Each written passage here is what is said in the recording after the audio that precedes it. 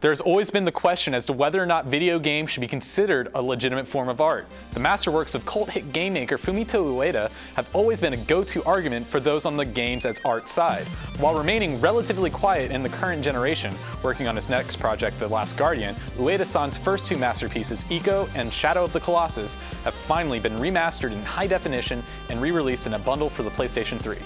Originally released in 2001 and 2005 respectively, Ico and Shadow of the Colossus are different from the typical releases of the times today. Both tell tales of enchanting worlds with a minimalistic approach. Ico is a simple story of a boy with horns protecting a strange girl in a castle he is brought to by his village. No real fancy exposition here, just a brief yet beautiful opening cutscene, then most of the story is told through gameplay.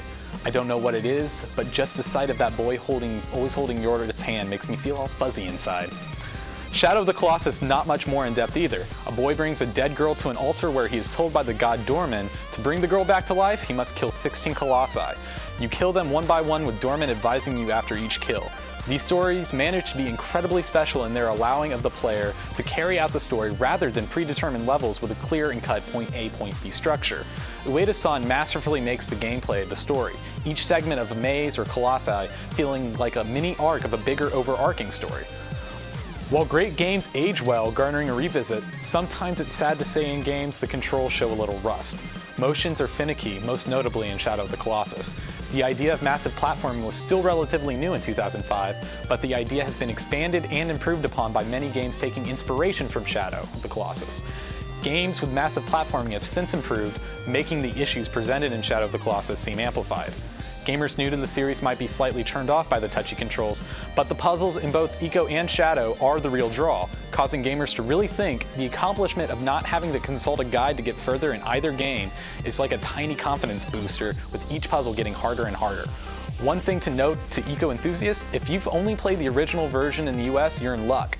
The PAL version of Ico was used to make this port, meaning additional levels not included in the American release in 2001 are included. While the controls may seem finicky to some, it may be hard for you to take your eyes off the TV. Once thought as revolutionary for a grandiose and painting-like artistic style back in their original releases, the HD remastering does nothing but improves the already beloved visuals of both the games. Notably, colors in Ico shine more vibrantly, giving the game a more positive and uplifting feeling.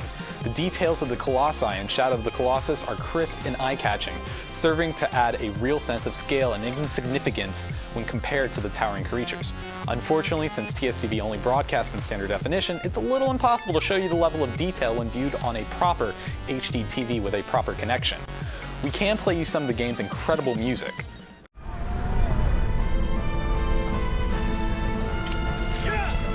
Epic visuals are backed by epic orchestral scores on par with the likes of Metal Gear Solid's Harry Gregson Williams and Final Fantasy's Nobuo Uematsu.